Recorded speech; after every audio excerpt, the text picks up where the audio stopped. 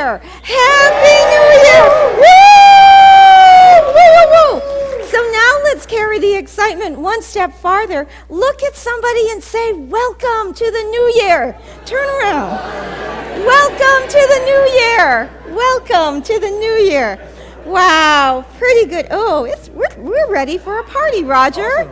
We are ready for a party. You might have noticed this wonderful gentleman that is standing next to me. Many of you know him. This is Hi, do you know his name? Roger. Yes, this is Roger Bidwell. He's going to lead us in the service. We're going to share it today.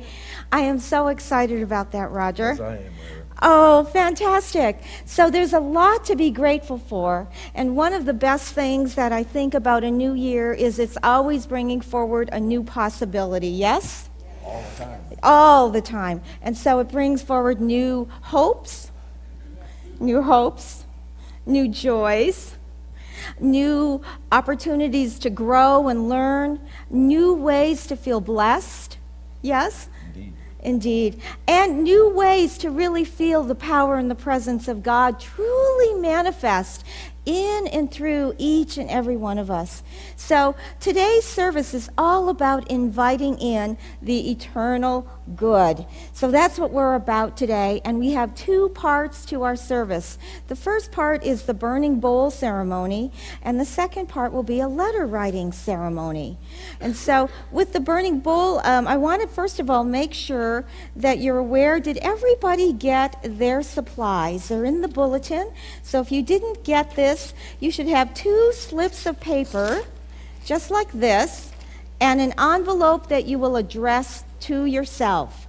So please keep your hand up, and our ushers will be very happy to bring you some supplies so you'll be ready.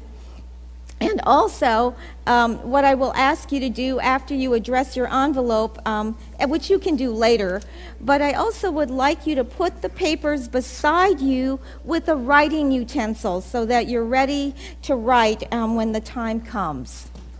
So that'll be really great. And today is a perfect time because it's January.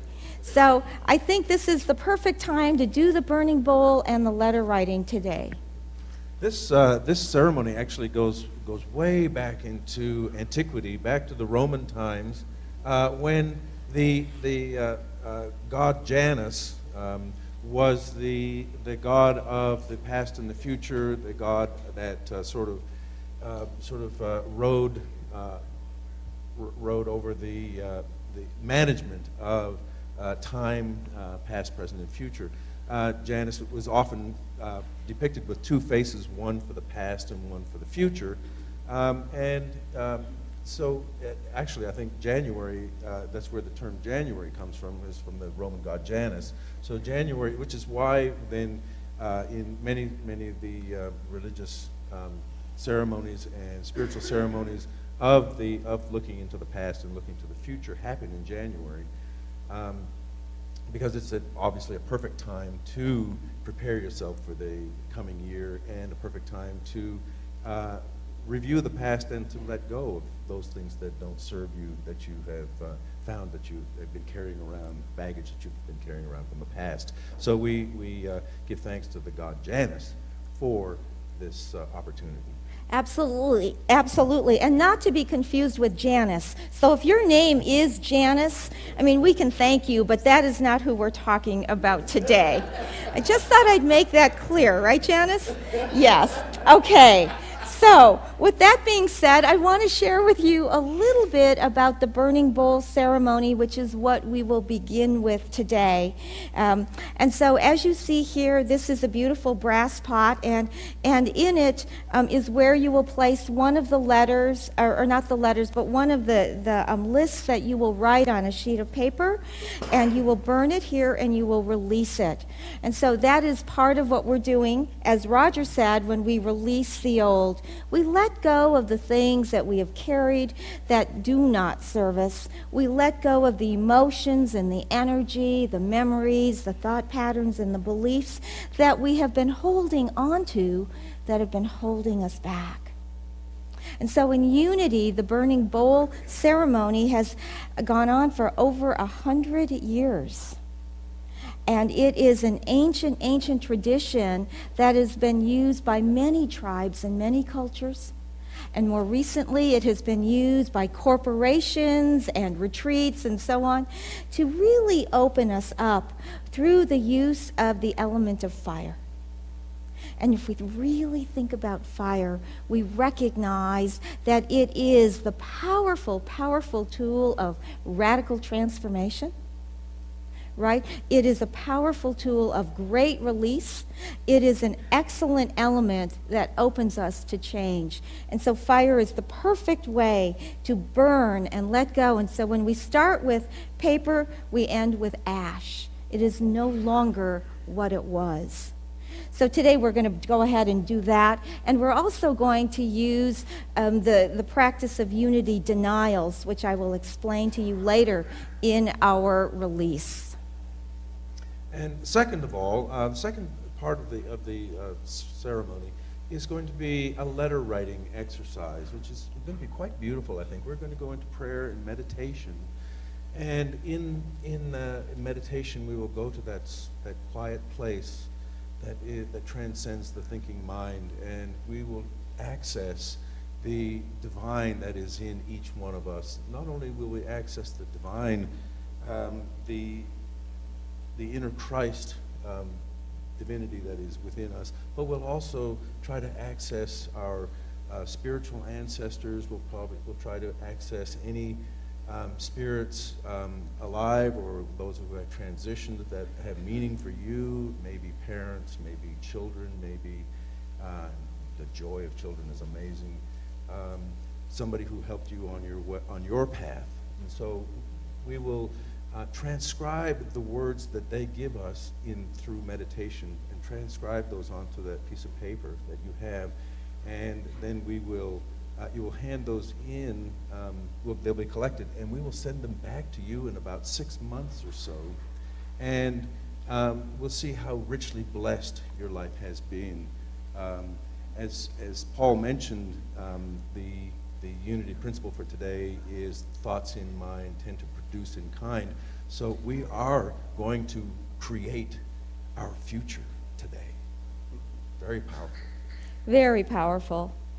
And so we no longer are the ordinary people that we tend to think of ourselves as. How many of you see yourself as ordinary, like a regular person? Well, you are so mistaken. You are ridiculously mistaken. You are far, far, far from ordinary. You are extraordinary. You are extraordinary. The hidden gift of the Spirit of God lives in you. And because it does, there is nothing ordinary about you. And as we open to realizing that this hidden gift, which we in unity call the Christ or the divinity within, as we open to it, what we do is we begin to see the world. We begin to see our lives. We begin to see ourselves in a new way. And so I want to do something with you as you hold this awareness that you are what? But you are extraordinary. Yes. So hold this awareness in your heart truly as a sacred knowing. As a sacred knowing. And I want you to roll back the hours of time today and imagine that you are just waking in your bed this morning. And as you open your eyes, you realize that you are taking your first breaths into 2017. There is a newness of possibility, of hope, of light in this moment of waking. And so as you hold this opening in your heart, hear the words from the luminous poet, David Whyte.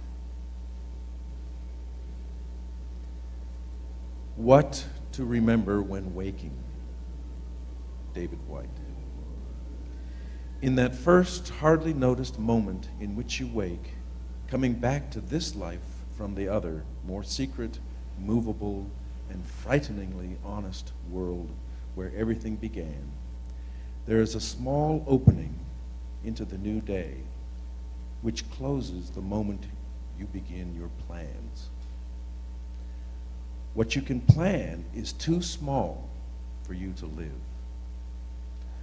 What you can live wholeheartedly will make plans enough for the vitality hidden in your sleep. To be human is to become visible while carrying what is hidden as a gift to others. To remember the other world in this world is to live in your true inheritance. You are not a troubled guest on this earth. You are not an accident amidst other accidents. You were invited from another and greater night than the one from which you have just emerged. Now, looking through the slanting light of the morning window towards the mountain presence of everything that can be, what urgency calls you to your one love? What shape waits in the seed of you to grow and spread its branches against a future sky? Is it waiting in the fertile sea, in the trees beyond the house, in the life you can imagine for yourself, in the open and lovely white pages on the writing desk? What to remember when waking? David White. And so today we open to that which we choose to remember. And we hear those powerful, powerful words. To remember the other world in this world is to live your true inheritance. So let's hold that we are going to remember the other world. We're going to remember this hidden world within us as we live out here. And as we do, we live the inheritance of God that lives and moves and truly, truly has its expression through us if we choose. And I say today, we choose. And so we open to this knowing by really releasing. And we need to clear away those thoughts and those ideas, those beliefs and those patterns that we hold on to in our ordinary thinking. You know, the everyday thinking that we have, when we commiserate with other people and we all go, yeah, I know how that goes, Or when we talk about ourselves in a limited way and we say, well, that's how I am. Or that's all I can do. Or that's how it is. Ordinary thinking. Ordinary consciousness. When we live from our true inheritance. When we live from the Spirit of God, the divinity within us, this gift. All things are indeed possible, are they not? All things. All things are possible. In fact, we begin to have more and more often extraordinary thoughts that remind us of the presence of God. I was having such a thought just the other day. I was being very ordinary in my thinking and going about things. I was busy. And I call my ordinary thinking self Margot, because she has a lot of personality, which my inner self may or may not have. But my ordinary self has a lot of personality, and she tends to be a chatterbox. And so I was busy, and I was ruminating, and I was thinking about how Christmas, you know, those things called gifts, well, how they didn't exactly turn out the way I thought they should turn out. Margot was giving me a talk, and I was listening to her. And when I stepped out of her ordinary thinking in my small mind, I heard that hidden gift of divinity and gratitude and release. And I no longer cared, and I started laughing about how silly I was. And I started laughing out of joy and compassion for where I was as just a tired person who had ideas that a fully rested person would not have. And then just the other day, I found myself ruminating in my Margot ordinary way, and I was preparing to go somewhere. And I had just some twinges of anxiety passing through my mind, filtering through my mind. And right there, as I was turning a corner, I heard clearly from that hidden gift of wisdom and divinity, I heard the words, love your enemies. Love your enemies. And what are my enemies? They're thoughts and ideas. They're people I hold out of my heart. But rise up and love your enemies. That is the power that happens when we release with intention and commitment what we do not want to be anymore, how we do not want to think anymore, how we do not want to live anymore. And so today we are going to release, and I want to share with you a favorite scripture from the Gospel of Matthew. It's one that we all probably know. It comes from the 21st chapter. Then Jesus entered the temple and drove out all who were selling and buying in the temple. And he overturned the tables of the money changers and the seats of those who sold doves.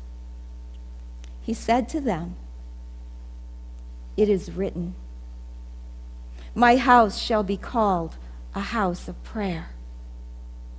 But you are making it a den of robbers."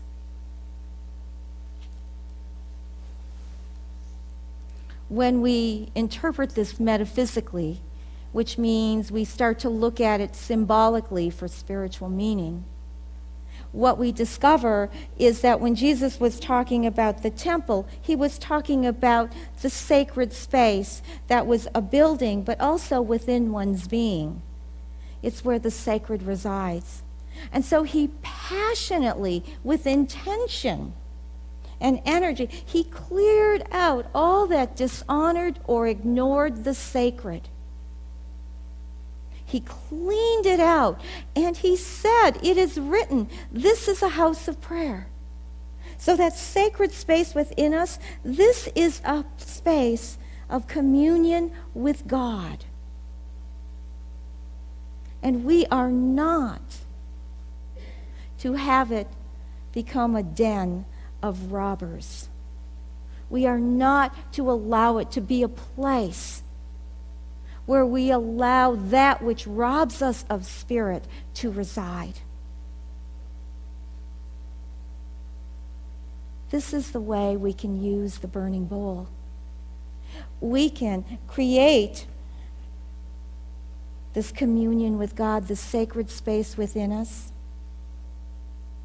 this beautiful space that is within us, within the inner world, and we can bring it to the outer world. But we begin here by clearing out anything that gets in the way of the sacred.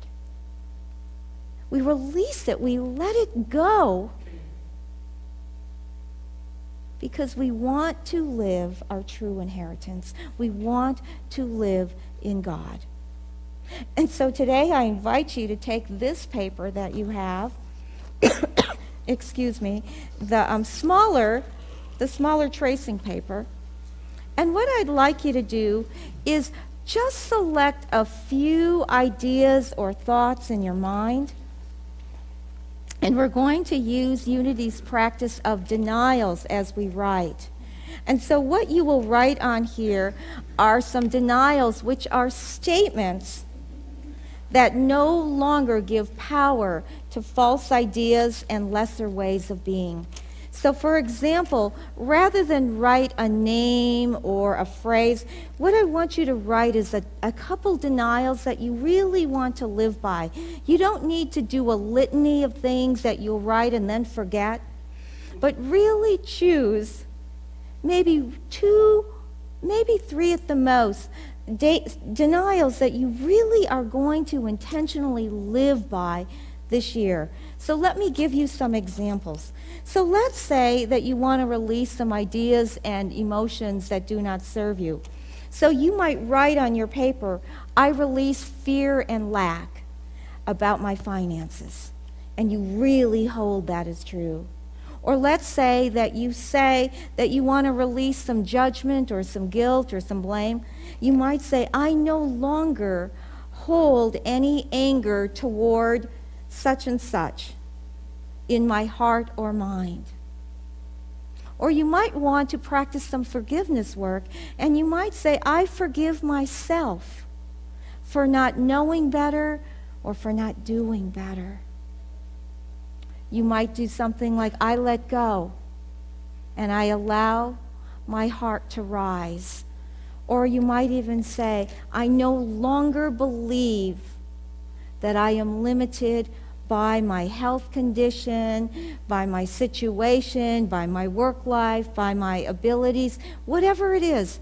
But you write a denial, maybe 1, 2, or 3, that you choose to honestly live by this year.